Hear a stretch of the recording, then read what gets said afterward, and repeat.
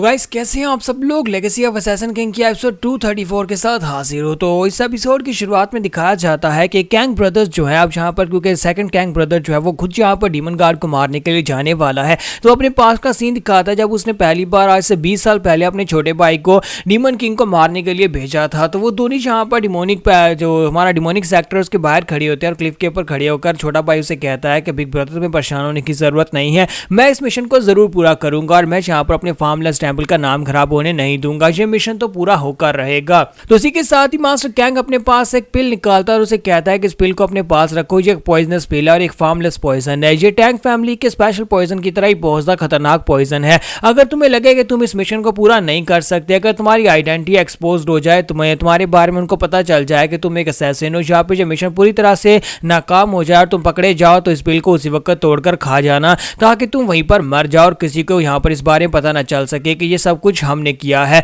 हमारी सारी की सारी किस्मत अब तुम्हारे पर डिपेंड करती है, हमारे फार्मलेस टेंपल के इस असैसिनेशन मिशन के ऊपर डिपेंड करता है फार्मलेस टेंपल का भविष्य। अगर तुमने इस मिशन को सक्सेसफुल बनाया तभी हम लोग भी जिंदा रह पाएंगे। मुझे पता है कि तुमने अभी तक यहाँ पर अपने सारे के सारे मिशन को बहुत ही अच्छे से पूरा किया, फिर चाहे जहाँ पर तुम्हें कोई भी तरीका क्यों ना आजमाना पड़ा, लेकिन तुमने मिशन को जरूर पूरा किया है और उम्मीद करता हूँ कि तुम इस मिशन को भी पूरा करके लौटोगे। तो छोटा उससे कहता है कि हाँ क्यों नहीं ब्रदर, मेरा मिशन तो पहले स्टार्ट हो चुका है, अब बस यहाँ पर दुआ करो कि मैं सक्सेसफुल वापस आ जाऊं, बस मेरा इंतजार करना, देखना मैं डीमन गार्ड को मारकर ही वापस आऊंगा। तो बड़ा कैंग उसे कहता है कि हाँ क्यों नहीं, मैं तुम्हारे लिए यहाँ पर दुआ करूंगा कि हम लोग दोबारा जरूर मिल सकें। तो वो कहता है हाँ क्यों नहीं, मैं भी यहाँ पर ऐसा ही करूंगा और जल्दी से तुमसे मिलने के लिए वापस आऊंगा। तो इसी के साथ ही उसे कहता है अब जाओ यहाँ से। तो छोटा भाई जो होता है वहां पर चला जाता है, तो वो तो वहां चला जाता है। उसके चले जाने के बाद बड़ा भाई जो होता है वहां पर पीछे खड़ा उसका रास्ता देख रहा होता है कब वो वापस आएगा, लेकिन यहीं पर सीन प्रेजेंट में आता है। बड़ा भाई अब यहाँ पर काफी ज्यादा हद तक बुढ़ा हो चुका है और यहाँ पर दोबारा उस जगह के ऊपर आया है, उसी सेम जगह के ऊपर वो खड़ा होता है जहां पर उसने अपने छोटे भाई को डीमन गार्ड को मारने के लिए डिमोनिक सेक्टर के अंदर भेजा था।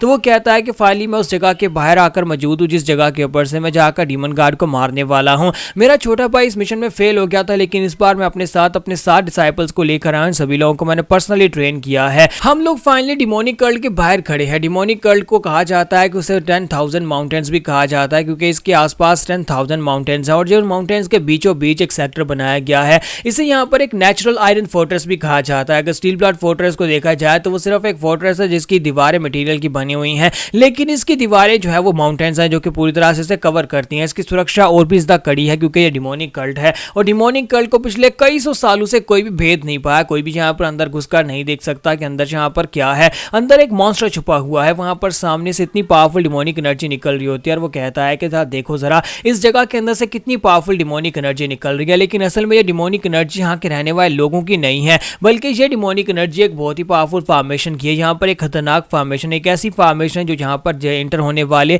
ऐसे लोग जिन लोगों ने कभी अपनी जिंदगी में डिमोनिक आर्ट्स को मास्टर नहीं किया, उन्हें वहां पर अंदर आते ही पागल बना देती है या फिर उन्हें पूरी तरह से उन्हें अपने कंट्रोल में कर लेती है, उन्हें अपने वश में कर लेती है। इसी वजह से तो मेरा छोटा भाई भी नहीं बच पाया था, क्योंकि वो भी यहाँ पर आज से 20 साल पहले असैसिनेशन मिशन के ऊपर गया था, लेकिन उसने किसी डिमोनिक आर्ट को मास्टर नहीं किया था। तो मास्टर कैंग अपने लोगों से कहते हैं तो जबकि यहाँ पर मेरा छोटा भाई फेल हो गया था, लेकिन मैं यहाँ पर इससे फेल नहीं होने वाला, क्या तुम सभी लोग तैयार हो? तो वो कहते हैं जी सर हम लोग पूरी तरह से तैयार हैं। तो वहीं पर नीचे देखते हैं कि कैरवान जा रहा था जिसके अंदर बहुत सारा सामान होता है और वो लोग सामान को आकर डिमोनिक कल्ट के अंदर पहुंचाने वाले हैं। हालांकि उन सभी को अंदर जाने की इजाजत नहीं होगी, लेकिन उनका सामान अंदर ले जाया जाएगा। तो ये सभी लोग जो होते हैं वहां से जंप करते हुए नीचे उतरते हैं और जाकर उस कारवान का हिस्सा बन जाते हैं। तो जैसे ही वहां पर दरवाजे के पास पहुंचते हैं तो दरवाजे के पास से उनके कारवान को रोक दिया जाता है और उनसे कहा जाता है जल्दी ही अंदर जहां पर एक दूसरी टीम आएगी तुम्हारा सामान लेने के लिए, उतरो नीचे और अपना सामान जो है हमारे कैरेज के अंदर लोड कर दो। तो वो लोग जो होते हैं वहां पर सामान उतार कर लोड करना शुरू कर देते हैं ताकि वो सारे कैरेजेस को खाली किया जा सके, क्योंकि यहाँ पर डिमोनिक कल्ट के अंदर किसी को भी आने की इजाजत नहीं है, सिर्फ वो सामान ही अंदर जाएगा।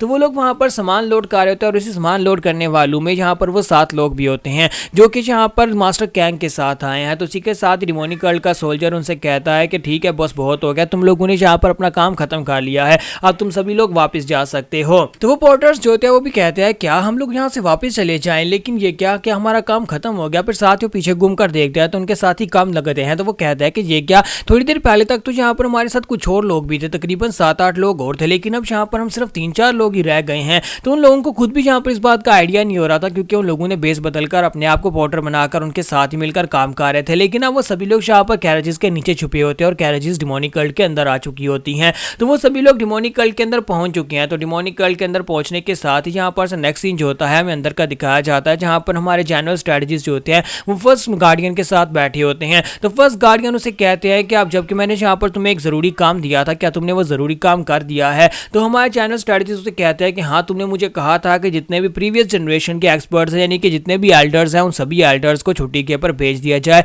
मैंने उन सभी लोगों को लीजू में भेज दिया है ताकि वो लोग अपनी छुट्टी मनाकर आ सके। लेकिन तुम्हें नहीं लगता कि यहाँ पर ये सब कुछ करना जरूरी नहीं था? तुमने उन सभी लोगों को वहां पर क्यों भेज दिया? अगर तुम्हें भेजना ही था तो फिर तुम यहाँ पर पहले मुझसे बात कर लेते, क्योंकि लीजू यहाँ पर से पहुंचता दूर है और अगर हमें यहाँ पर उन एल्डर्स की जरूरत पड़ गई तो फिर हम लोग क्या करेंगे? मुझे लगता है कि हमें यहाँ पर उन एल्डर्स की जरूरत पड़ सकती है। तो फर्स्ट गार्डियन उसे कहता है कि नहीं, हमें उन सभी लोगों की जरूरत नहीं पड़ने वाली और तुम्हें यहाँ पर परेशान होने की जरूरत नहीं है, उन सभी लोगों को यहाँ पर बस छुट्टी के ऊपर भेजा गया है। तो जनरल स्ट्रेटजिस्ट उसे कहते हैं कि हालांकि यहाँ पर मिलिट्री ऑफिस को इस छुट्टी को अप्रूव करने में कोई दिक्कत नहीं है, लेकिन सभी एल्डर्स को एक साथ भेज देना मुझे यहाँ पर कुछ ठीक नहीं लगता। तो फर्स्ट गार्डियन आगे से बिल्कुल खामोश होता है। जनरल स्ट्रेटजिस्ट से कहता है मुझे लगता है कि तुम यहाँ पर मुझे इस बारे में बताना नहीं चाहते, लेकिन तुम्हें अंदाजा तो होगा उन सभी एल्डर्स को एक साथ यहाँ से भेज देने के बारे में क्या हो सकता है। यहाँ पर कुछ अगर उल्टा सीधा हुआ, दुश्मन आ गए तो फिर यहाँ पर कितना नुकसान हो सकता है, ये कुछ गलत भी हो सकता है। इसका मतलब यह है कि तुम्हें यहाँ पर कम से कम यहाँ पर सोच समझ कर ये फैसला लिया होगा। तो फर्स्ट गार्डियन उसे कहता है कि हाँ, यहाँ पर मैंने ये सोच समझ कर ही फैसला लिया है, मैंने उन लोगों को छुट्टी के ऊपर नहीं भेजा बल्कि उन सभी लोगों को यहाँ से बस दूर रखा है। तो ये बात सुनने के बाद हमारे जनरल स्ट्रेटजिस्ट कहते हैं कि अब इस बात का क्या मतलब है? क्या तुमने जानबूझकर उन लोगों को डिमोनिक कल्ट से बाहर भेजा है?